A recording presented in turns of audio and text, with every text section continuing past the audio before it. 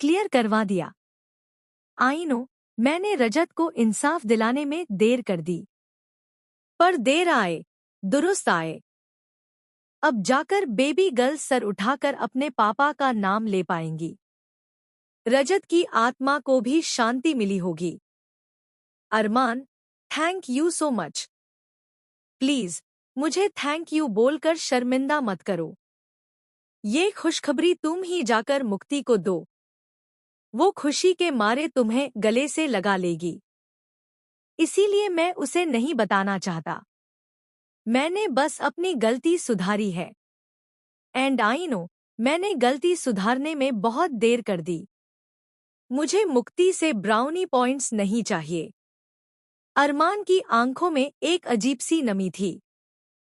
ऐसा लग रहा था जैसे सालों से उसके दिल पर रखा कोई भारी पत्थर आज हट गया हो। लेकिन उसके चेहरे की उदासी साफ बता रही थी कि कहानी अभी खत्म नहीं हुई है। दूसरी तरफ अभिरा लगातार उसे देखे जा रही थी। उसे महसूस हो रहा था कि अरमान कुछ छुपा रहा है। तभी घर के बाहर अचानक जोरदार ब्रेक लगने की आवाज आती है। सभी लोग घबराकर बाहर भागते हैं। बाहर एक काली कार खड़ी होती है और उसमें से मुक्ति उतरती है। उसकी आंखों में आंसू होते हैं, लेकिन चेहरे पर राहत साफ दिखाई दे रही होती है। मुक्ति भागकर अरमान के पास आती है और बिना कुछ कहे उसे गले लगा लेती है। पूरे परिवार की आंखें नम हो जाती हैं।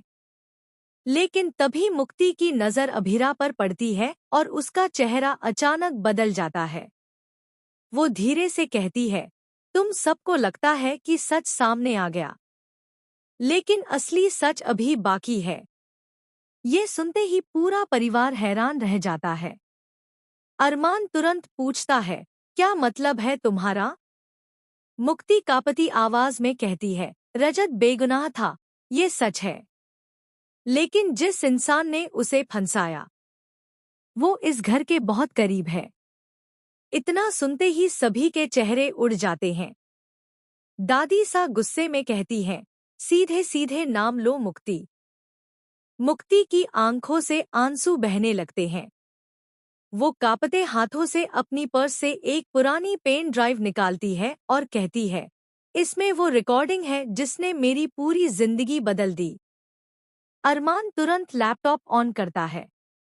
जैसे ही रिकॉर्डिंग चलती है, कमरे में सन्नाटा छा जाता है। रिकॉर्डिंग में साफ सुनाई देता है कि कोई आदमी पैसे लेकर पुलिस ऑफिसर से कह रहा है, रजत को हर हाल में दोषी साबित करना होगा। लेकिन अगले ही पल जो आवाज सुनाई देती है, उसे सुनकर सबके पैरों तले जमीन खिसक।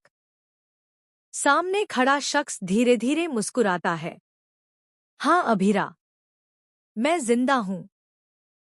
ये सुनते ही अभिरा के पैरों तले जमीन खिसक जाती है। तभी पीछे से अरमान भी वहां पहुंच जाता है और रजत को देखकर शॉक्ड रह जाता है। अरमान गुस्से में चिल्लाता है, अगर तुम जिंदा थे तो इतने साल कहाँ थे? और ये सब क्या है? रजत की आंखें लाल हो जाती हैं। वो कहता है, जिस दिन मुझे फंसाया गया, उसी दिन मैंने तय कर लिया था कि मैं वापस आऊंगा और उन सबको बर्बाद करूंगा जिन्होंने मेरी जिंदगी छीनी। मुक्ति ये सब सुनकर टूट जाती है। उसे समझ नहीं आता कि वो खुश हो या डरे।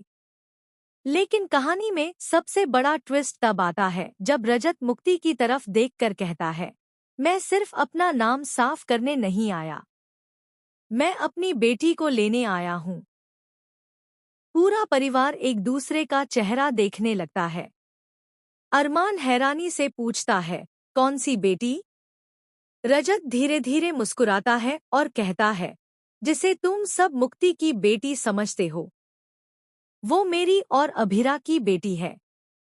ये सुनते ही घर में भूचाल आ जाता है। मुक्ति की आंखों से आंसू बहने लगते हैं। अभिरा पूरी तरह टूट जाती है। वहीं अरमान को ऐसा महसूस होता है जैसे उसकी दुनिया खत्म हो गई हो। लेकिन असली झटका अभी बाकी होता है। तभी दादी सा कांपती आवाज में कहती है, नहीं, ये सच नहीं हो सकता, क्योंकि उस बच्ची का जन्म। दादी सा अपनी बात पूरी भी नहीं कर पाती कि अचानक उन्हें हार्ट अटैक आ जाता है। पूरा परिवार घबरा जाता है। घर में चीख पुकार मच जाती है। उधर रजत की आंखों में अजीब सी नफरत दिखाई देती है। वो धीरे से कहता है, अब शुरू होगा असली खेल, क्योंकि इस परिवार का हर रिश्ता झूठ पर बना है। और तभी बाहर खड़ा एक रहस्यमयी शख्स फोन पर किसी से कहता है, प्लान का पहला हिस्सा पूरा हो गया है। अब अगला वार होगा पोद्दार परिवार की सबसे बड़ी कमजोरी पर। फोन कटते ही कैमरा उस शख्स के चेहरे पर जाता है और उसे देखकर दर्शकों के होश उड़ जाते हैं। वो कोई और नहीं, बल्कि अरमान की पहली पत्नी नैरा होती है, जिसे सालों पहले मृत घोषित कर दिया गया था।